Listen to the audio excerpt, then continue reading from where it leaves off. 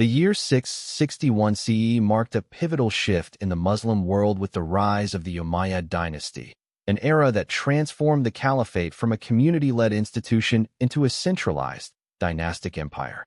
Following the assassination of Ali ibn Abi Talib and the end of the Rashidun Caliphate, Muawiyah ibn Abi Sufyan, the powerful governor of Syria, seized the opportunity to establish his rule, ushering in a period of expansion, administration, and cultural flourishing that spanned from 661 to 750 CE. The Arabian Peninsula, now a springboard for a vast empire, was surrounded by the remnants of the Byzantine and Sassanid empires, their once mighty cities lying in ruins or under new Muslim governance. The air carried the scent of olive groves and the distant clang of construction as Damascus, the new capital, emerged as a vibrant center of power. This chapter explores the Umayyad era, a time of remarkable growth and innovation, shadowed by internal strife and the seeds of its eventual downfall. Muawiyah's ascent to the caliphate was not without contention. After Ali's death, he leveraged his control over Syria, a wealthy and strategically vital province, to claim leadership. The first fitna had left the Ummah divided, with some supporting Ali's son Hassan, who relinquished his claim to avoid further bloodshed, and others backing Muawiyah's hereditary rule. In 661 CE, Muawiyah was acknowledged as caliph, shifting the capital from Medina to Damascus, where the cool breeze of the Levant contrasted with the desert heat of Arabia. This move reflected a strategic choice to govern closer to the empire's expanding frontiers and to distance the caliphate from the tribal politics of the Hijaz. Muawiyah established a hereditary succession, appointing his son Yazid as heir, a departure from the consultative process of the Rashidun era. His rule was marked by pragmatism. He maintained peace with the Byzantines through diplomacy, the rustle of treaty parchments filling the air, while consolidating power through a network of loyal governors and a formidable army. The Umayyad era was defined by breathtaking territorial expansion. Muslim armies, driven by faith and the promise of wealth, pushed the empire's boundaries to new horizons. Under commanders like Uqba ibn Nafi, they conquered North Africa, their boots crunching on the sands of the Maghreb, reaching the Atlantic by 710 CE. The conquest of Spain began in 711 CE when Tariq ibn Ziyad led a daring crossing of the Strait of Gibraltar, the splash of waves mingling with the clash of swords as they defeated the Visigoths, establishing Al-Andalus as a Muslim stronghold. In the east, forces advanced into Central Asia, the distant chime of bells from conquered Buddhist temples blending with the call to prayer. The empire stretched from the Iberian Peninsula to the Indus River, a mosaic of cultures united under the green banner of Islam. The conquests brought immense wealth, gold, spices, and silk, flooding into Damascus, where markets buzzed with the aroma of exotic goods and the chatter of diverse tongues. Abd al-Malik ibn Marwan, 685 to 705 CE. One of the most influential Umayyad caliphs, left an indelible mark on the empire's identity. Facing internal rebellions and external threats, he centralized administration with an iron hand. The scratch of quills recording new policies in Arabic, which he made the official language, replacing Greek and Persian. This linguistic shift felt in the hum of scribes' voices, unified the empire's diverse regions.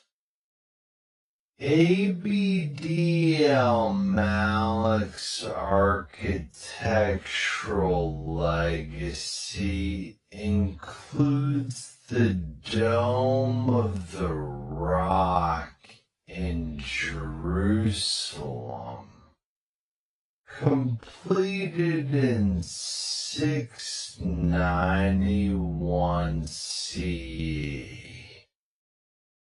The structure, with its gleaming golden dome and intricate mosaics, rose against the skyline.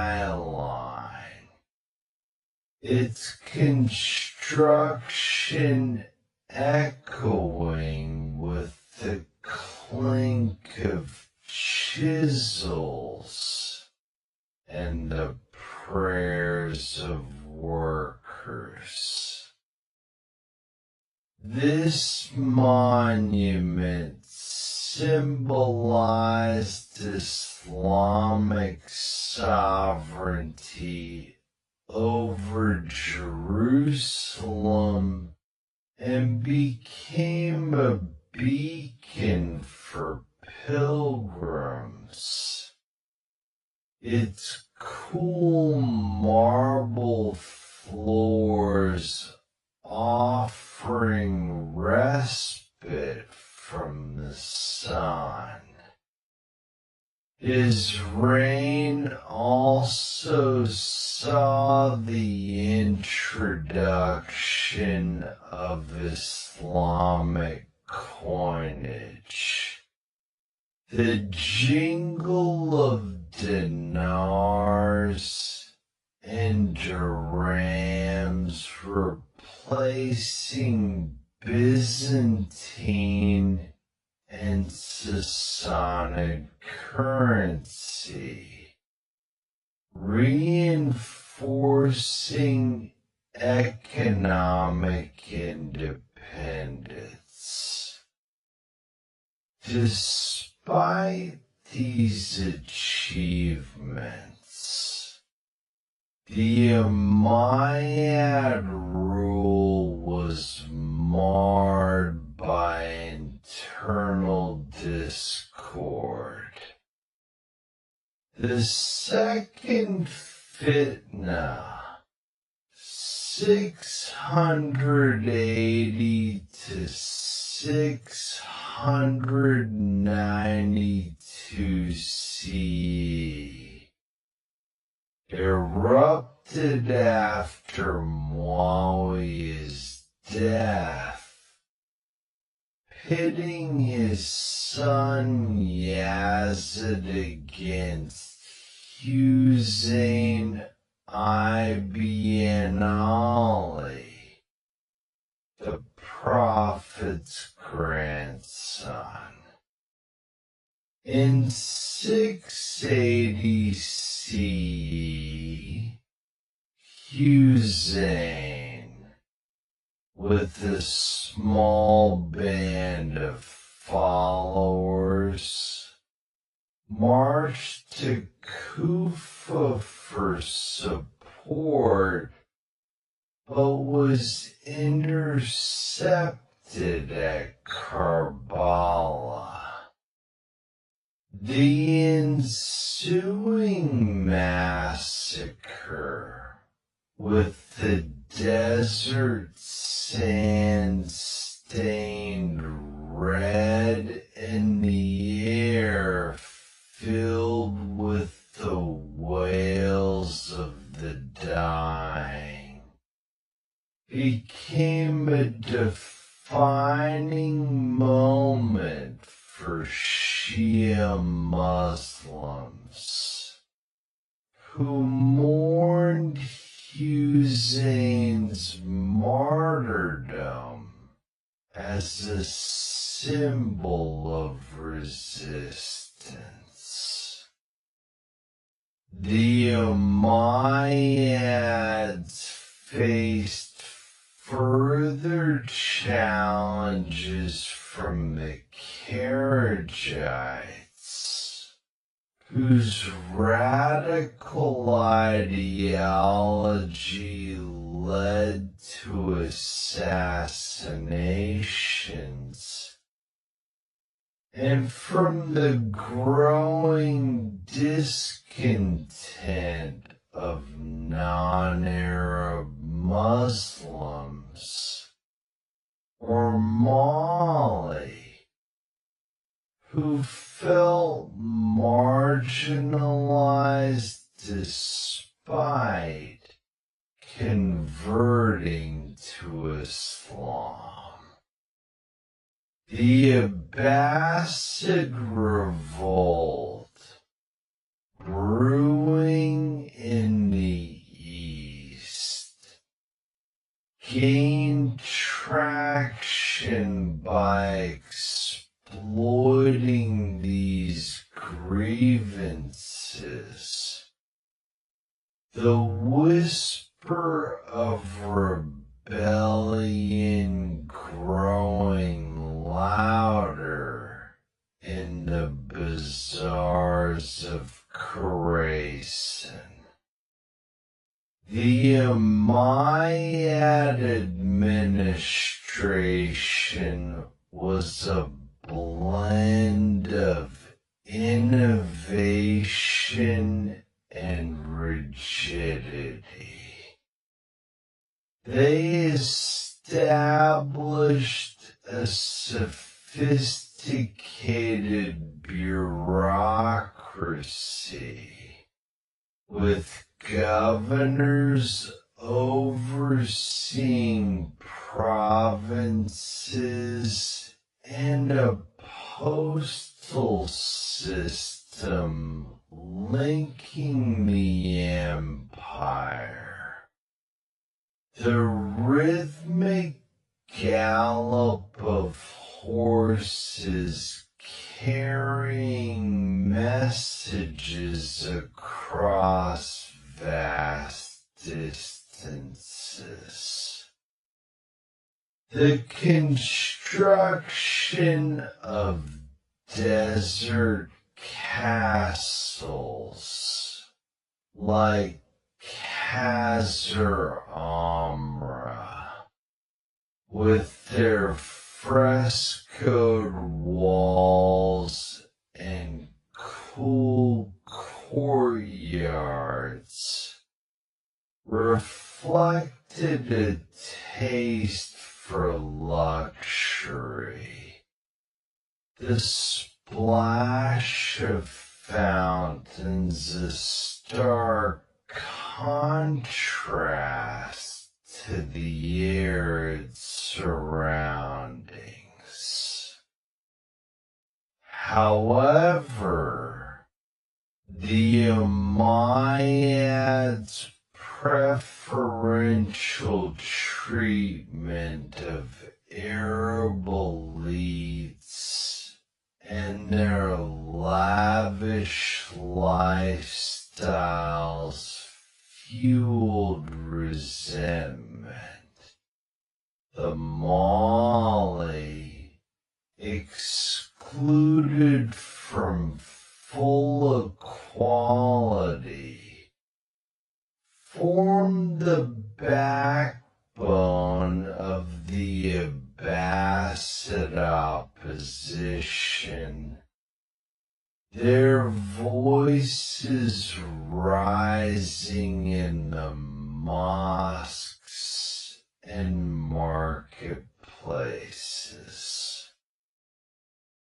The Umayyad military, reliant on Arab tribes, Arabs struggled to integrate new converts. The clatter of training grounds a reminder of their dependence on a shrinking base. Culturally, the Umayyad period was a golden age of synthesis. The empire absorbed Byzantine and Persian influences, evident in the architecture of the Umayyad Mosque in Damascus, where marble columns and ornate tile work gleamed under the sun. Poetry flourished, with poets like Al-Akhtal composing verses that echoed through the courts. The rhythm of their words blending with the strum of ouds. The translation of Greek texts into Arabic began. The rustle of scrolls laying the groundwork for the Abbasid intellectual boom. Al-Andalus emerged as a cultural hub, its Cordoba rivaling Baghdad with libraries and gardens. The scent of orange blossoms wafting through its streets.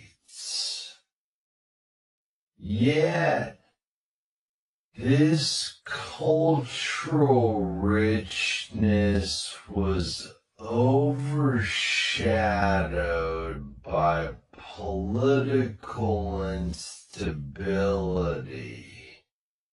The Umayyads' inability to address sectarian and social divides, weakening their grip. The end came in 750 CE with the Abbasid Revolution. The Abbasids, claiming descent from the Prophet's uncle Abbas, rallied support from the Mali and disaffected Arabs in Khorasan. The Battle of the Zab, 750 CE, saw Umayyad forces crushed. the river running red with blood, and the air thick with the smoke of defeat. The Umayyad Caliph Marwan II fled, his horse's hooves pounding the earth in vain, as the Abbasids massacred most of the Umayyad family. A lone survivor, Abd al-Rahman, escaped to Al-Andalus, where he founded a resilient emirate. Its minarets piercing the Iberian sky.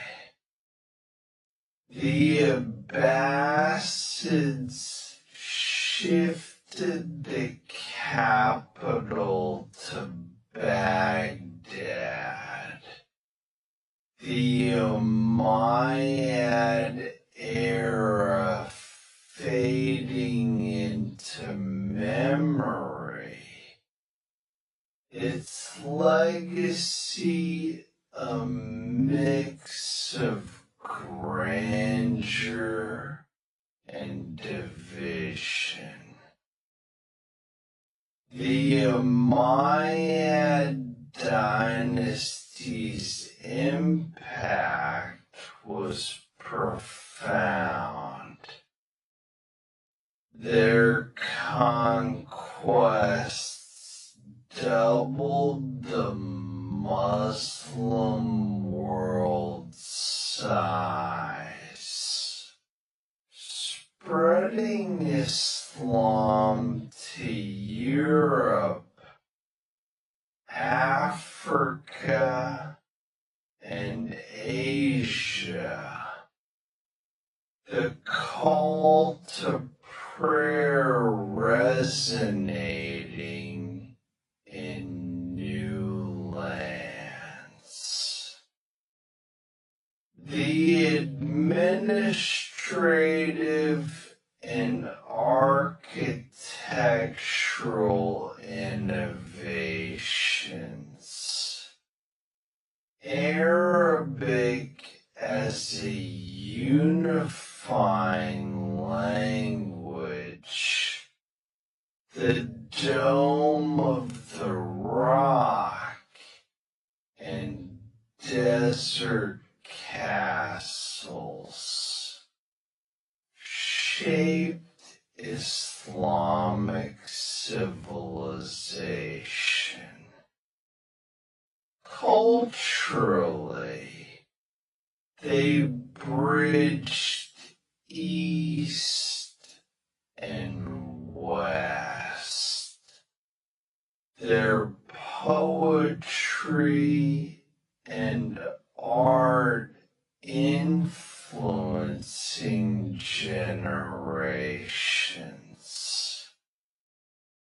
However, the hereditary rule and exclusionary policies sowed discord.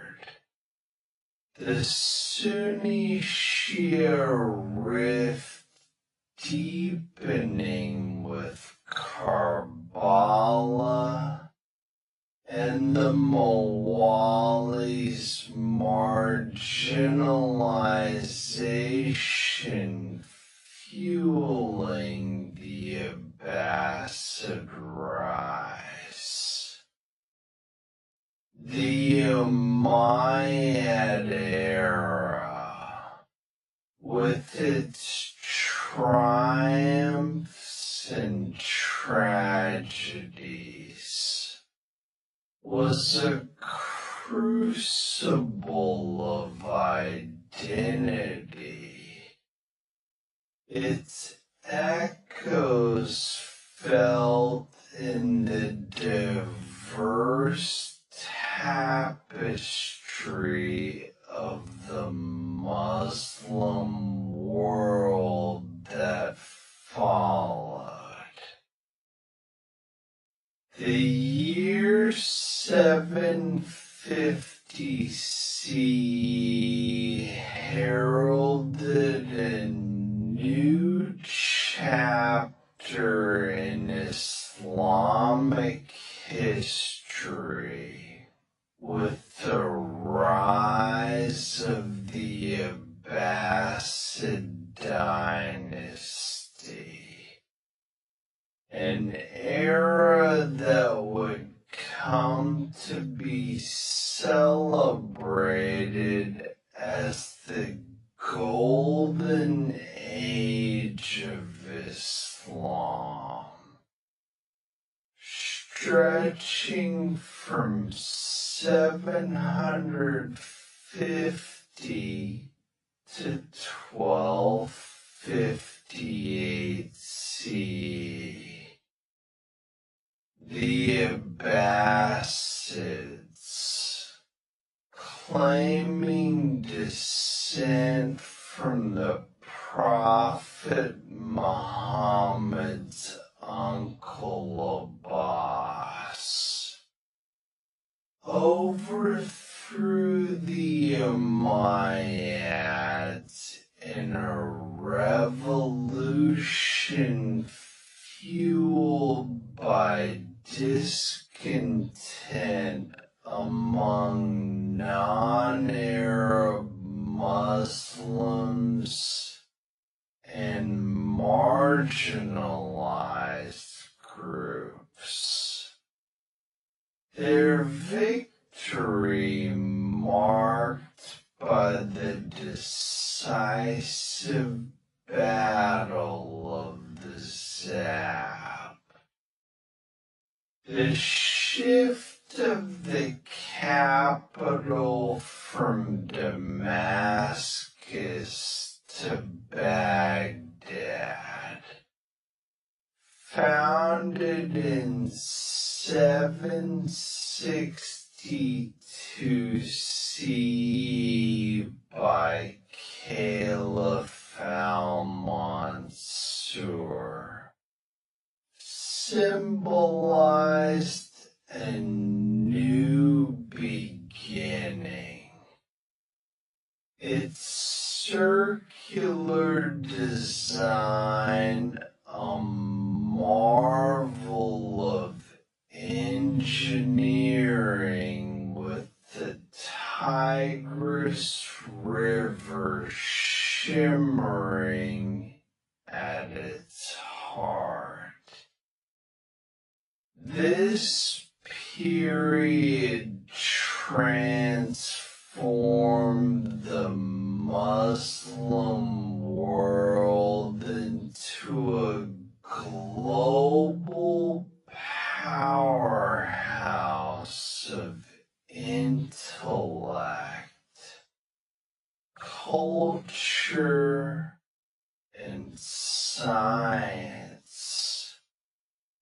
Its streets alive with the aroma of spices, the hum of scholarly debate, and the clatter of construction.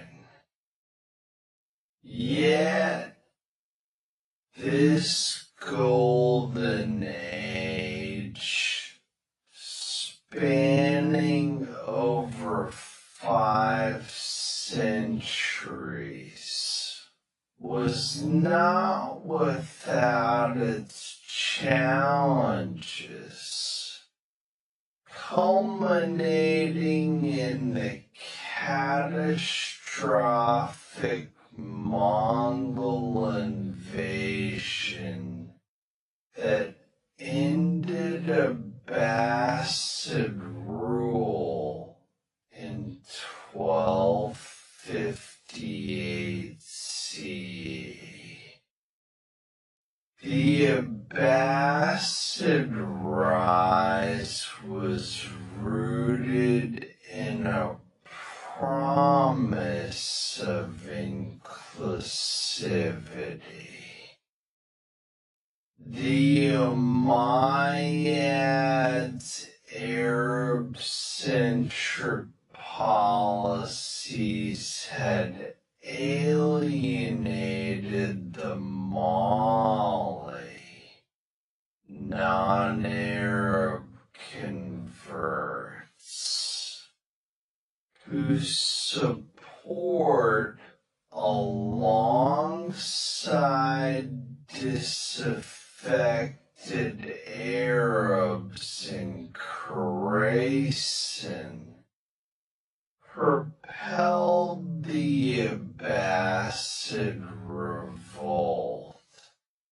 The Battle of the Zab, 750 CE, saw the Umayyad forces crumble.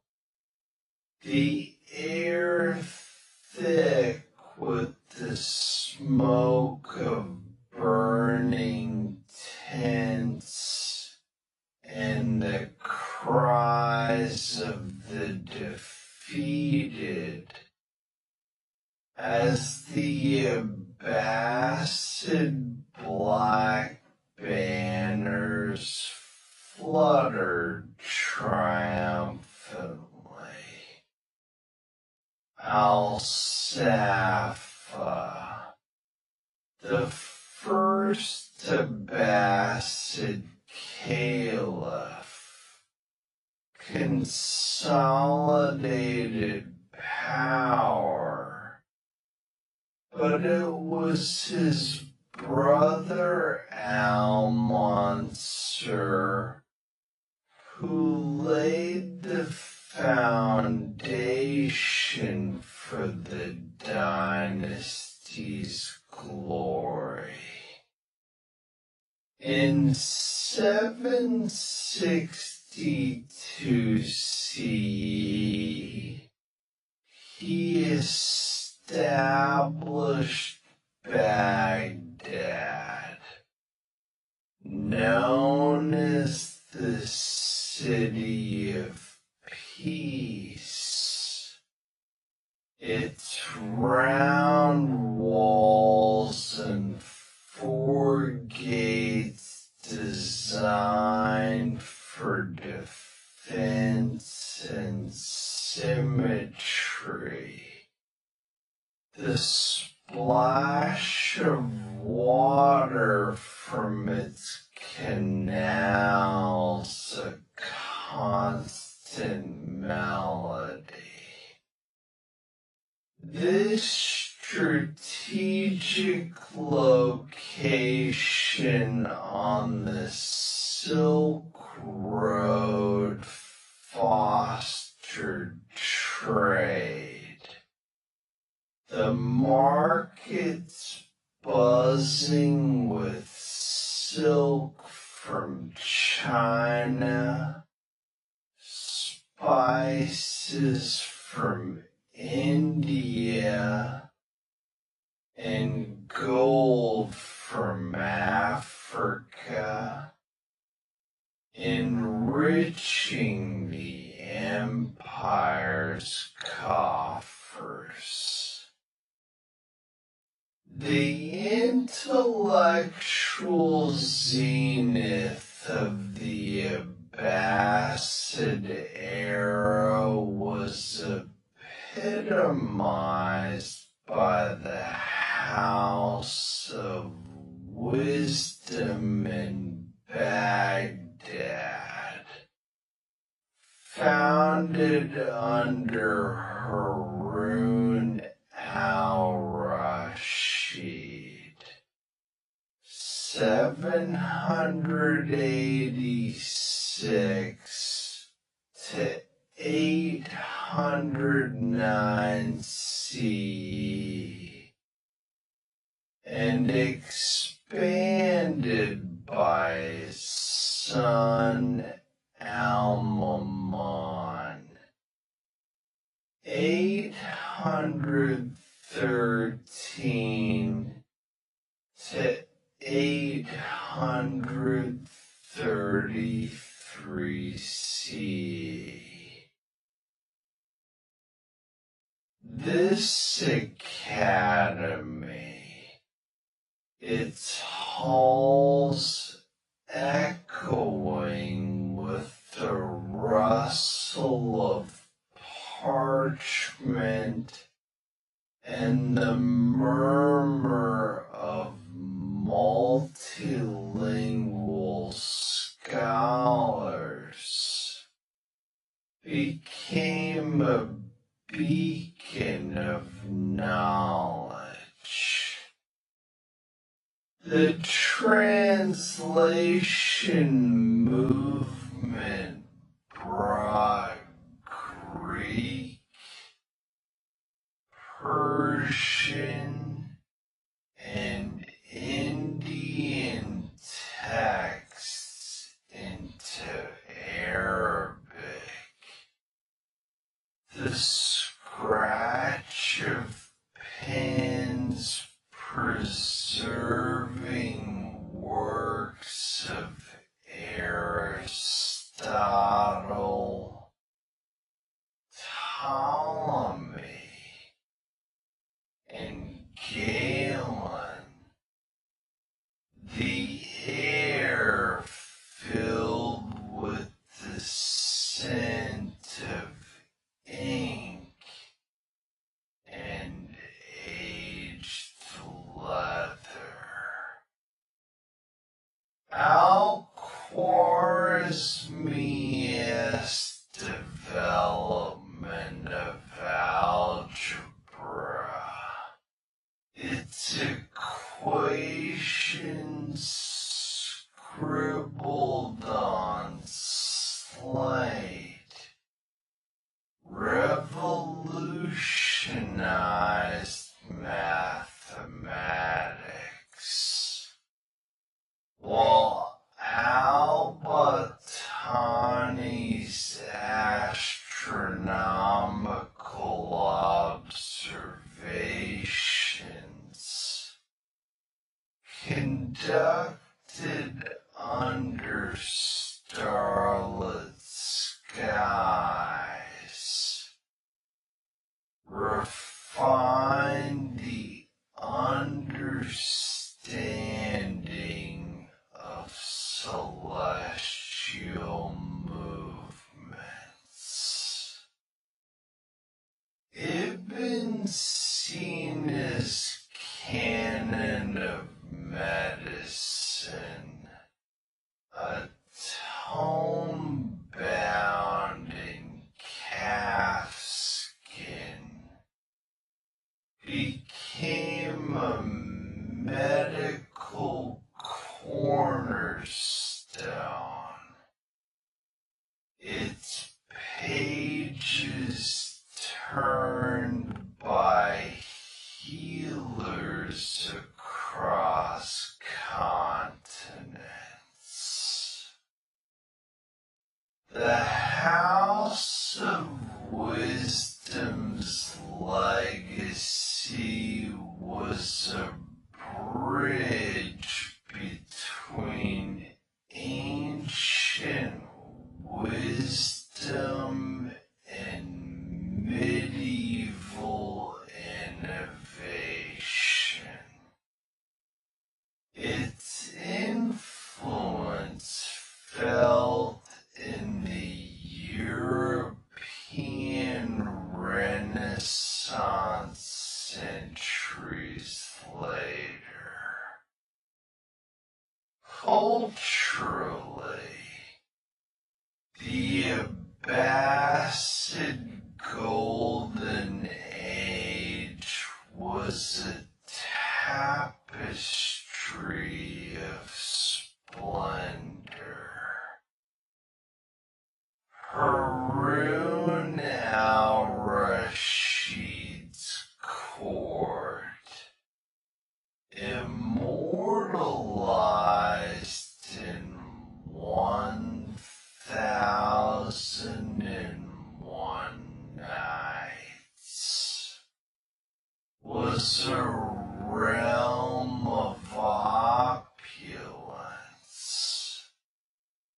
where the clink of gold goblets mingled with the strains of oud music and the poetry of Abu Nuwas. Its verses lingering in the air like perfume. Architectural marvels like the Great Mosque of Samarra, with its spiraling minaret, rose against the horizon, its construction accompanied by the rhythmic thud of hammers and the prayers of artisans. The city of Baghdad, with its grand palaces and bustling souks, became a cosmopolitan hub. The scent of roasting lamb and baking bread wafting through its streets. Calligraphy and geometric art flourished, their intricate patterns adorning manuscripts and mosques, a testament to the aesthetic refinement of the era. This cultural richness attracted scholars, poets, and traders from as far as Spain to China, creating a melting pot of ideas and traditions. The Abbasid economy thrived on trade and agriculture. The Tigris and Euphrates rivers irrigated irrigating fertile lands where date palms swayed and wheat fields rippled. The development of the Cannet system, with its underground channels gurgling with water, sustained agriculture, while the dinar, its gold glinting in merchants' hands, facilitated commerce. Baghdad's markets were alive with the barter of silk, porcelain, and perfumes. The air thick with the tang of saffron and the chatter of diverse tongues. However, this prosperity masked growing internal weaknesses. The vast empire became difficult to govern, with regional governors or emirs asserting autonomy. Their fortified residence is a sign of defiance. The caliphs relied on Turkish slave soldiers, the Mamluks,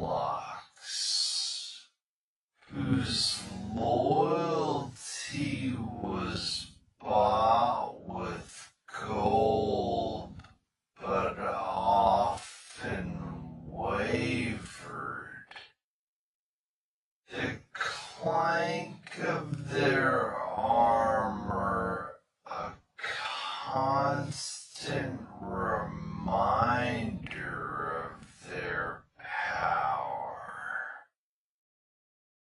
The Abbasid Golden Age began to wane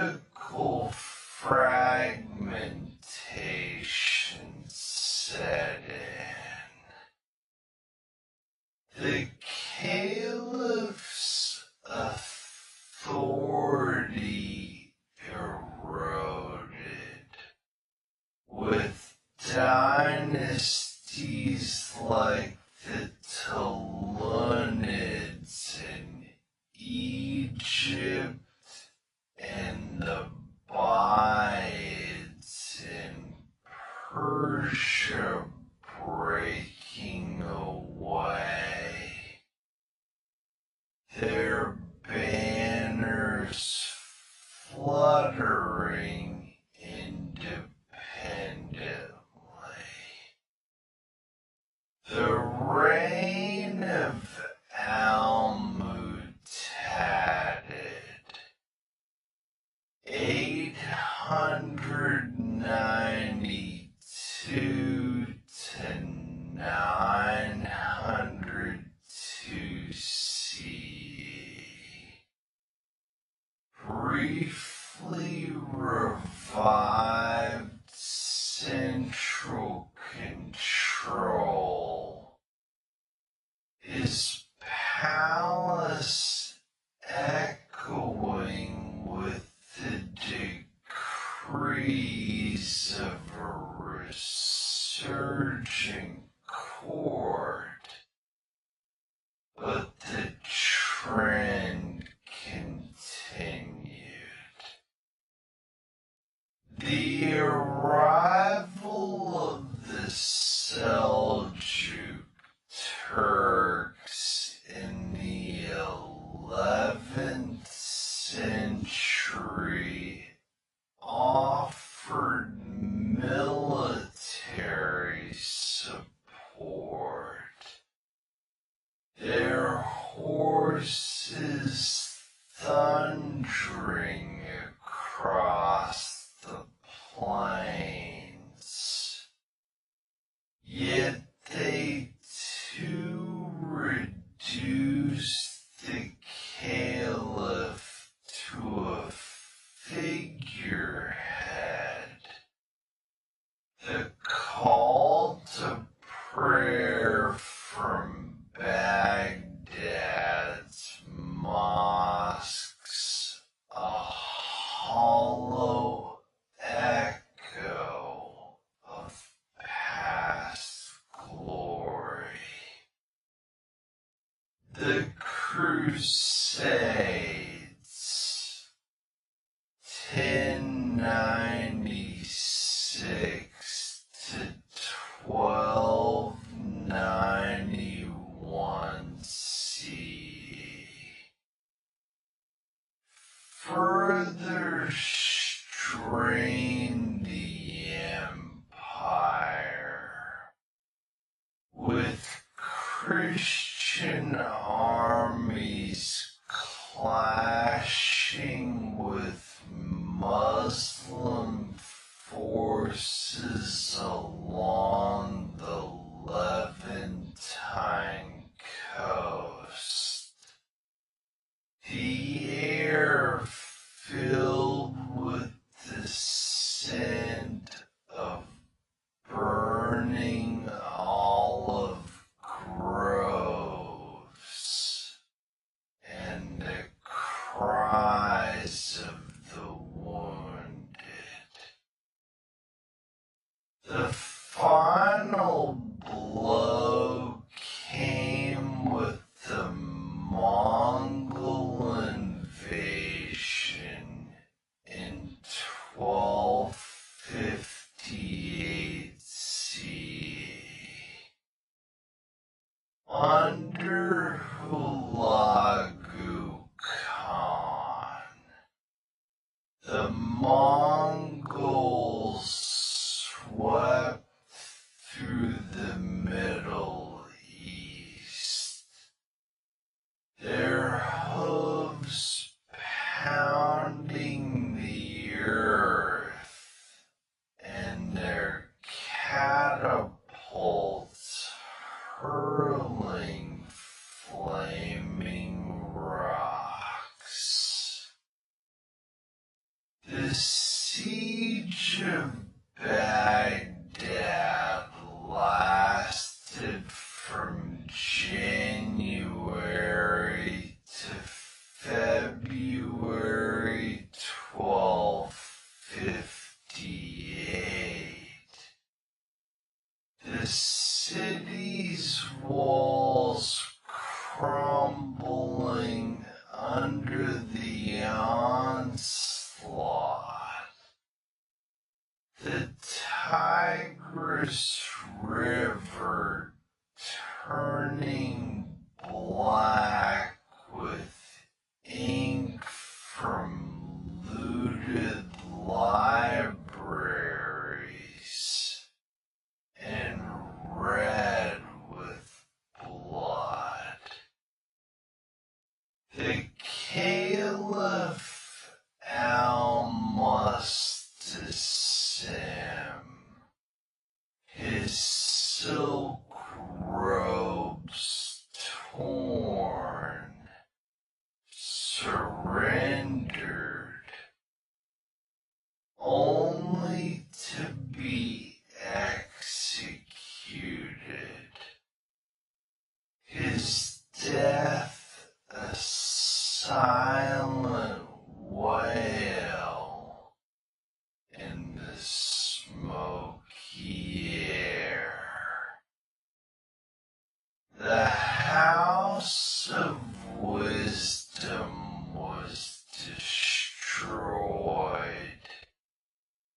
its scrolls floating like ashes, and an estimated 200,000 to 1,000,000 people perished.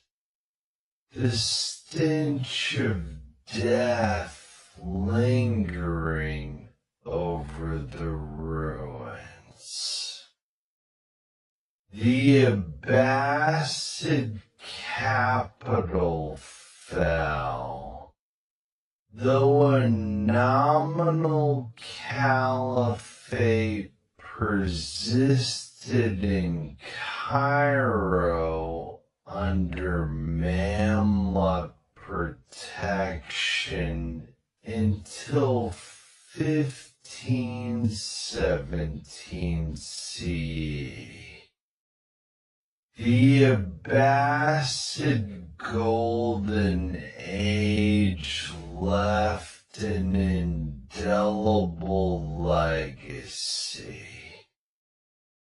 Its intellectual contributions, algebra, astronomy, and medicine, shaped global knowledge. The rustle of translated texts echoing in European universities. Architectural wonders like the Great Mosque of Samarra and cultural treasures like 1001 Nights enriched Islamic heritage.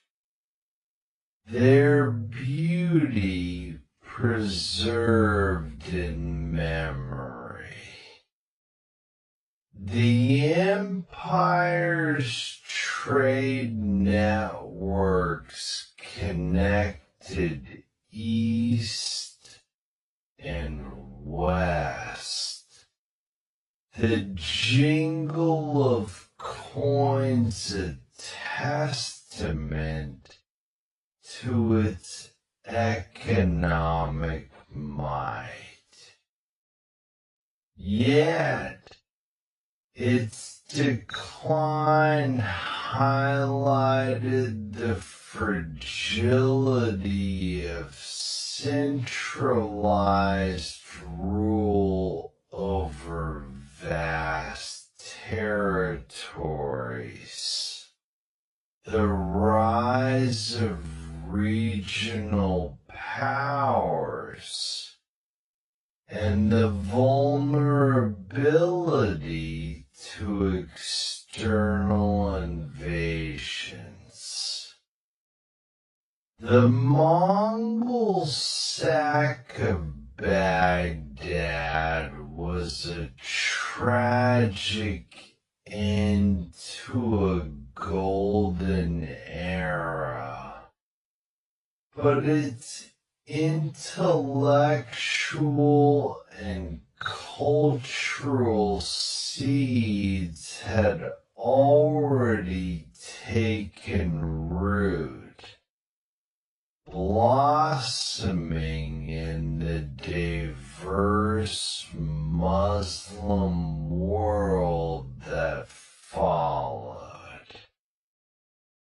The fall of Baghdad in 1258 CE to the Mongol hordes marked a seismic shift in the Muslim world, ushering in an era of fragmentation that stretched from 1258 to 1500 CE.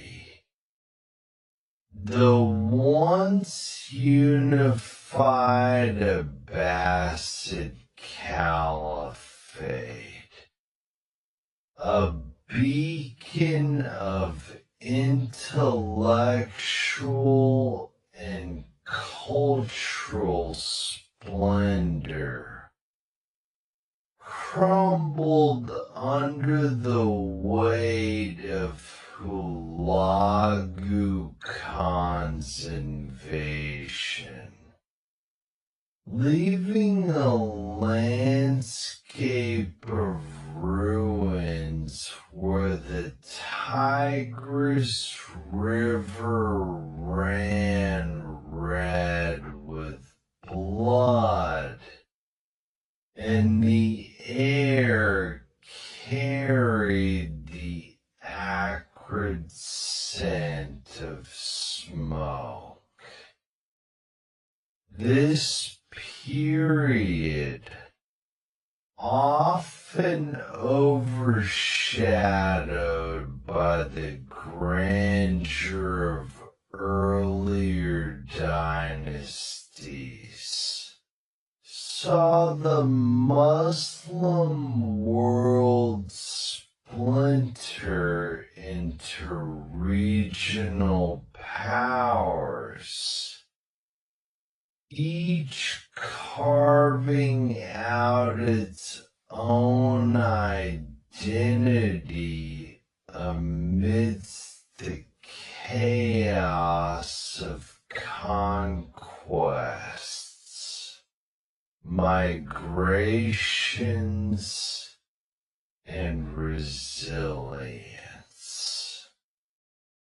From the deserts of Egypt to the plains of India, and the rising Ottoman frontier in Anatolia,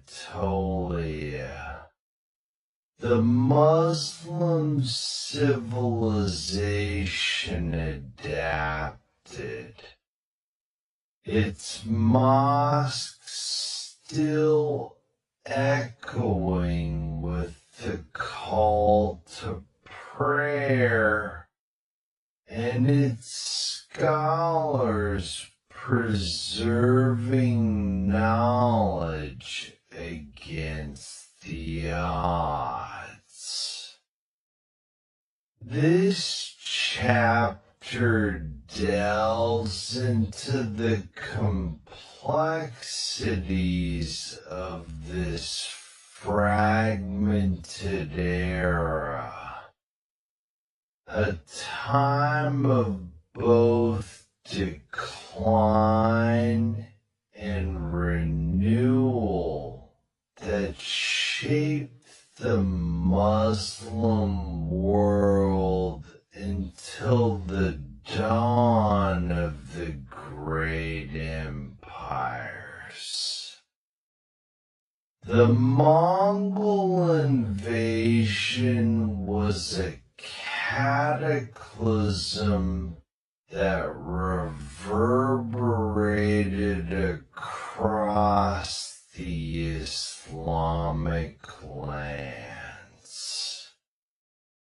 After sacking Baghdad, Hulagu's forces swept through Persia and Mesopotamia, their horses thundering across the plains, leaving behind a trail of desolation. The Abbasid Caliph Al-Mustasim's execution and the destruction of the House of Wisdom, its scrolls fluttering like ashes in the wind, symbolize the end of centralized authority. Yet, the Mongols did not eradicate Islam. Many, including Hulagu's successors, converted. The sound of Quranic recitation soon mingling with the clatter of their armor. In 1260 CE, the Mamluks of Egypt, a slave soldier dynasty, halted the Mongol advance at the Battle of Ain Jalut in Palestine. The clash of steel and the dust of the battlefield filled the air. A decisive victory that preserved Muslim control over the Levant. The scent of victory roses blooming in Cairo's gardens. The Mamluks, under Sultan Baybars, installed the symbolic Abbasid Caliph in Cairo, his voice a faint echo of past glory, maintaining a veneer of unity. In the east, the Delhi Sultanate emerged as a formidable Muslim power in India, its roots tracing back to the Ghurid invasions of the late 12th century. By 1206 CE, Qutb al-Din Aibak established the Sultanate, its minarets piercing the humid air of the Indo-Gangetic plain. The Sultanate weathered Mongol incursions, with the Laud and Khalji repelling attacks in 1299 CE, the ground trembling with the charge of cavalry and the shouts of defenders. Architectural marvels like the Qutb Minar, its red sandstone glowing under the sun, and the Alai Darwaza, with its intricate carvings, rose as testaments to this resilience. The Sultanate blended Persian and Indian cultures, the aroma of saffron rice and the rhythm of tabla drums enriching its courts. However, internal strife and weak successors, like those following Muhammad bin Tughlaq, weakened its grip, the clatter of rival factions audible in its later years. In Anatolia, the Ottoman Turks began their ascent, a process catalyzed by the Mongol disruptions.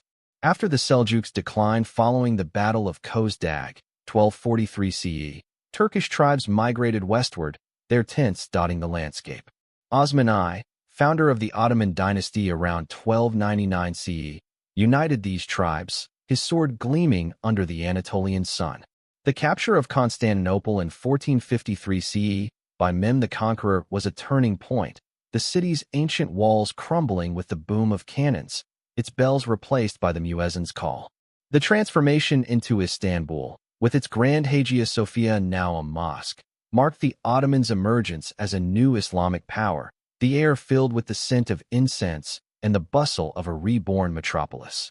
This conquest shifted the Muslim world's center eastward, the splash of the Bosphorus a constant reminder of their strategic dominance. The cultural and intellectual life of this fragmented era persisted despite political upheaval. In Egypt, the Mamluks patronized art and architecture, the Sultan Hassan mosques towering minarets casting long shadows over Cairo's dusty streets. Scholars like Ibn Khaldun, born in Tunis in 1332 CE, penned the Muqaddimah, its pages rustling with insights on history and sociology, the ink still wet with the weight of his observations. Sufi orders, such as the Naqshbandi and Chishtiya, flourished, their dervishes whirling to the sound of flutes, the air thick with the scent of rosewater and devotion. In India, the Delhi Sultanate fostered a syncretic culture, its poetry blending Persian ghazals with local dialects, the strum of the sitar echoing in royal courts. These intellectual currents preserved Islamic heritage, the scratch of quills a defiant act against the era's turmoil. Economically, the fragmented Muslim world adapted to new realities. The Mamluks controlled key trade routes, their ports alive with the jingle of coins from Venetian and Indian merchants, the scent of frankincense wafting from Yemen. The Delhi Sultanate's agriculture thrived, its fields of wheat and cotton swaying in the breeze, supporting a growing population. The Ottomans, emerging as traders, linked Europe and Asia, their caravans laden with silk and spices, the clatter of camel bells a sign of prosperity. However, the loss of Baghdad disrupted the Silk Road's central hub, forcing regional economies to rely on local resources, the hum of bazaars adjusting to a decentralized trade network. The period's challenges were manifold. The Mongols' initial devastation left scars, with cities like Mosul and Nishapur reduced to rubble, the air heavy with the stench of decay. The Black Death, 1347 to 1351 CE, swept through, its silent march thinning populations, the wails of the afflicted blending with the tolling of distant bells. Political instability plagued the Mamluks and Delhi Sultanate. With frequent coups and succession disputes, the clash of rival factions audible in their capitals. The Ottomans, though rising, faced resistance from Byzantine remnants and European crusaders, the splash of blood on battlefields a constant threat. Sectarian tensions, particularly between Sunni and Shia, simmered, the memory of Karbala fueling rivalries, though intermarriage and trade softened some divides. This era of fragmentation was also one of adaptation. The Mamluks' military prowess, honed by slave soldier training, the thud of wooden staffs in practice yards, ensured their survival. The Delhi Sultanate's administrative innovations, like the Iktis system of land grants, the rustle of deeds changing hands, sustained governance. The Ottomans' early flexibility, absorbing Byzantine and Turkish traditions, the scent of roasting kebabs blending with Greek olive oil, laid the groundwork for their future empire. The survival of Islamic scholarship, from Ibn Khaldun's treatises to Sufi poetry, kept the intellectual flame alive, the flicker of oil lamps in madrasas a beacon of hope. By 1500 CE, the stage was set for the great Muslim empires, Ottoman, Safavid, and Mughal, to rise from these fragmented roots. The Mamluks' legacy passed to the Ottomans, who inherited their territories in 1517 CE. The clatter of Mamluk swords silenced by Ottoman banners. The Delhi Sultanate's decline paved the way for Babur's Mughal conquest in 1526 CE, the air filled with the dust of his cannons. The Ottomans' capture of Constantinople had already shifted the Muslim world's center, its minarets piercing a new horizon. This era, though marked by division, was a crucible of survival, its cultural and intellectual threads weaving a resilient tapestry that would influence the centuries to come.